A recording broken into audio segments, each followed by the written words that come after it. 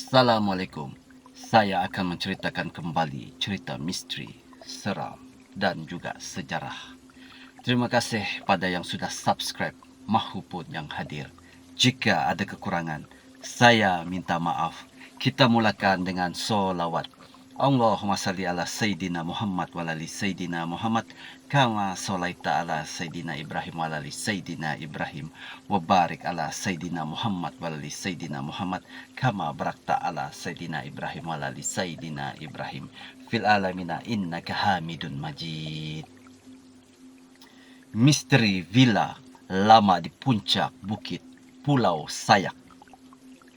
Ini kisah pengalaman Roy, bukan nama sebenar, sewaktu mengadakan aktiviti Camp Bina Semangat suatu ketika dahulu. Sudah lama juga kisah ini berlaku, tapi sampai sekarang Roy masih ingat. Kisah ini berlaku pada tahun 1993. Roy ketika itu merupakan seorang guru yang terlibat dengan kamp perkemahan Bina Semangat untuk para pelatih perguruan.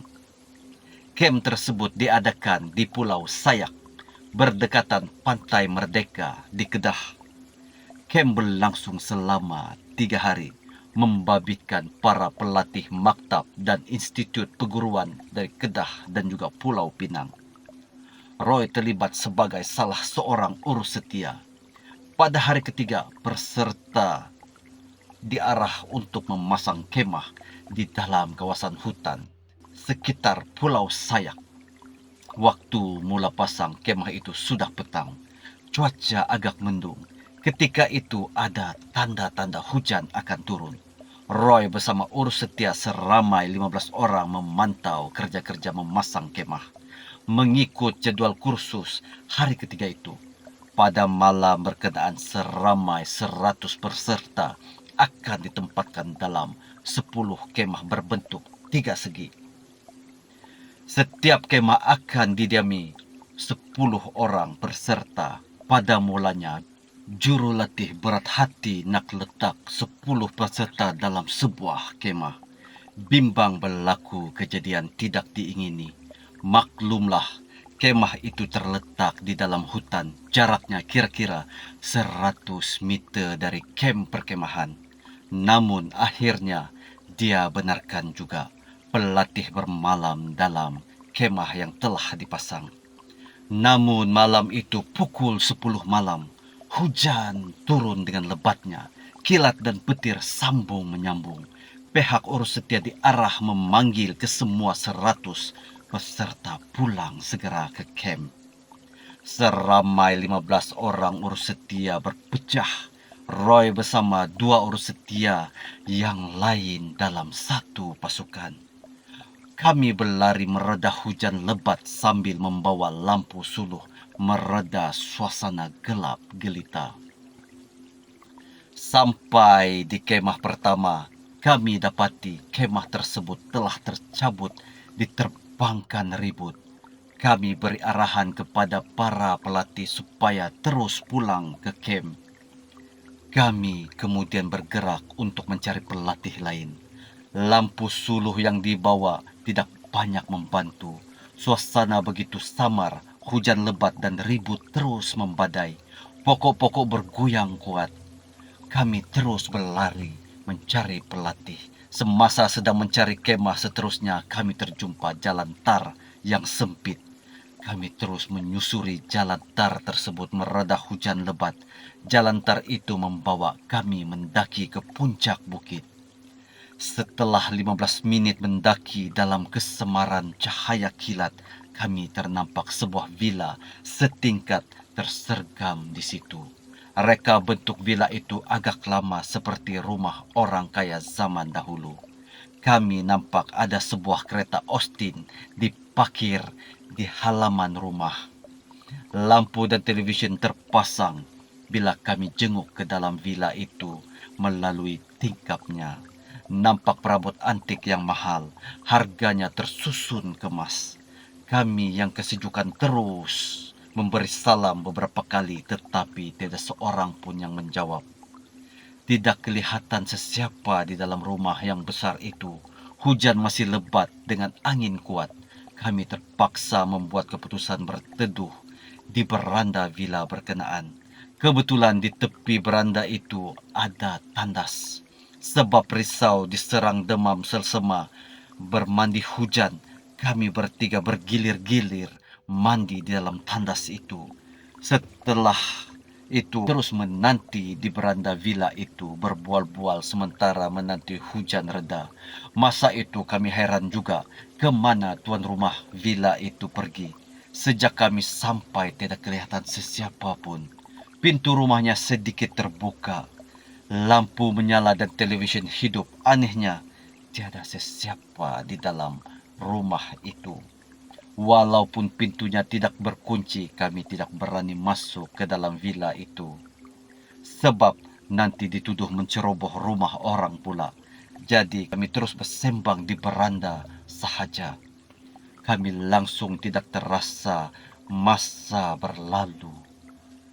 Hujan mula berhenti, kami turun semula dan terus balik ke camp. Sampai saja di camp Jurulati bertanya kemana kami menghilang. Semua pelatih sudah balik sejak awal tadi. Jurulatih juga heran kemana kami pergi. Hanya kami bertiga yang menghilang sejak pukul 10 malam tadi hingga larut malam. Kata jurulatih, sudah puas urus setia lain mencari kami. Segenap penjuru hutan itu tetapi tidak berjumpa. Hendak dikatakan tersesat, kawasan hutan itu tidaklah luas dan dekat dengan pantai. Lalu kami ceritakan kepada jurulatih, kami berteduh di beranda sebuah villa di puncak bukit, sementara menunggu hujan teduh. Kami beritahu juga kami sempat menumpang mandi di tandas luar villa tersebut, sementara menanti hujan reda. Selepas mendengar cerita kami, jurulat itu memberitahu bukan sembarangan orang boleh jumpa villa berkenaan. Dia memberitahu villa itu wujud sejak zaman kolonial dan sekarang hanya tinggal sisa runtuhan sahaja.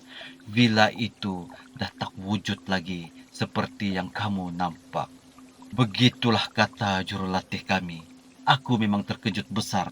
Tambah pula bila jurulatih kami memberitahu bahawa selepas ditinggalkan British, villa itu tidak diduduki sesiapa lagi hingga akhirnya menjadi usang dan hanya tinggal sisa-sisa runtuhan sahaja. Ketika dengar kata-kata jurulatih itu, aku rasa kecut perut. Seram pula rasanya.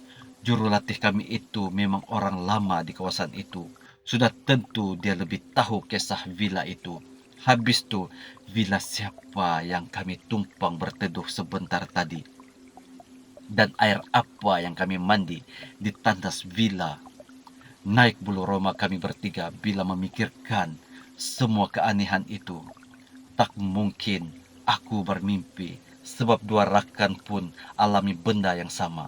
Kami nampak jelas villa itu dan isi ruang dalamnya. Bagaimana sebuah villa zaman kolonial yang kami jumpa dan berteduh dikatakan tidak wujud lagi. Pulang dari camp perkemahan itu, ada rakan-rakan guru lain yang sama-sama mengajar dengan aku bertanya, adakah jumpa villa lama tak dekat situ. Aku ceritakan bukan setakat jumpa, malah aku sempat mandi dan melihat perabot antik dalam villa itu sekali. Terkejut guru-guru yang mendengar cerita aku tentang villa itu. Kata mereka bukan senang untuk orang boleh melihat kewujudan villa lama itu. Selepas kejadian aneh itu, aku tidak lagi pergi ke Pulau Sayak. Aku juga tidak pergi semula ke lokasi villa itu untuk melihat apakah benar villa itu hanya tinggal sisa runtuhan seperti yang diceritakan jurulatih malam itu.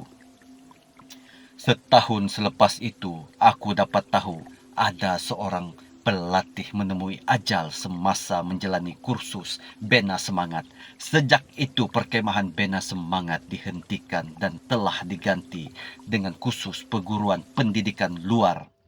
Walaupun dah lama kisah itu berlaku, tapi sampai sekarang aku masih tertanya-tanya tentang misteri villa yang tersergam di puncak bukit itu.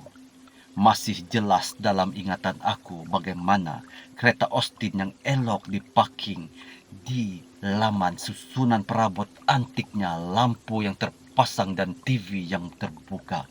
Apakah itu cuma halusinasi aku? Tapi kalau aku bermimpi, takkan dua lagi rakan aku pun nampak benda yang sama, atau ada sesiapa juga yang pernah nampak kewujudan villa lama itu. Cerita sampai di sini.